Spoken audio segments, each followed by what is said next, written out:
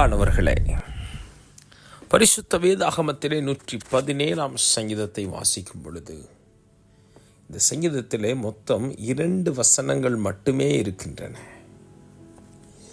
ஜாதிகளே எல்லாரும் கர்த்தரை துதியுங்கள், ஜனங்களே எல்லாரும் அவரை போற்றுங்கள்.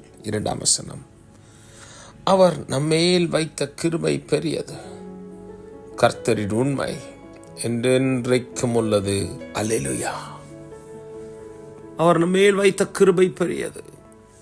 கிறிஸ்துவுக்குள் அன்பானவர்களே, அவரை நாம் போற்ற தேவன் நம்மை அழைக்கின்றார்.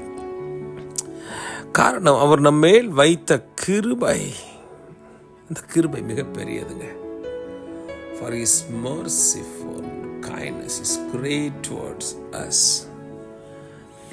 அவருடைய இரக்கம், நம்ம மேல வச்ச இரக்கம் பெருசுங்க. நம்முடைய வாழ்வில் ஒவ்வொரு சூழல்களுக்காக, பிள்ளைகளுடைய கல்வி, நம்முடைய சரீர சுகம், நல்ல வருமானங்கள், நம்பிக்கையான ஒரு வாழ்க்கை, நல்ல ஒரு வீடு, நல்ல உணவுகள், நல்ல உடைகள், நல்ல கல்வி, ஆண்டவர் வைத்த கிருபைங்க.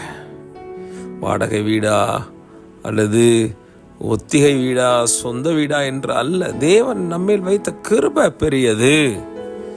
தேவன் நமக்கு இதுவரை நம்மை தாங்கி நடத்துகிறாரே. இந்த அற்புதமான நாளிலே உங்களை நான் வாழ்த்தி ஆசீர்வதிக்க விரும்புகிறேன். காரணம், இந்த வசனம் அப்படிதான் நம்மை பேச சொல்லுகிறது. அவர் நம்மேல் வைத்த கிருபை பெரியது, கர்த்தரின் உண்மை என்றென்றைக்கும் உள்ளது. அல்லேலூயா. கர்த்தருடைய உண்மை என்றென்றைக்கும் உள்ளது. பாருங்கள், இந்த உண்மை வேறு எங்கே பார்க்க முடியும்? அவருடைய உண்மை என்றென்றைக்கும் உள்ளது. என்றும் நிறைந்திருக்கிற அவருடைய உண்மை வாழ்வில் நிறைந்திருப்பதாக, ஆசீர்வதிப்பதாக. ஆமென். இந்த நாள் ஒரு நல்ல நாள், இனிய நாள். அவர் நம்மேல் வைத்த கிருபை பெரியது. அன்பானவர்களே, ஆண்டவர் உங்க மேல மிகுந்த கிருபை உள்ளவராயிருக்கிறார். அந்த கிருபை மிகவும் பெரியது. உங்களை வாழ வைக்கும், நம்ம எல்லாரையும் வாழ வைக்கும். ஆமென்.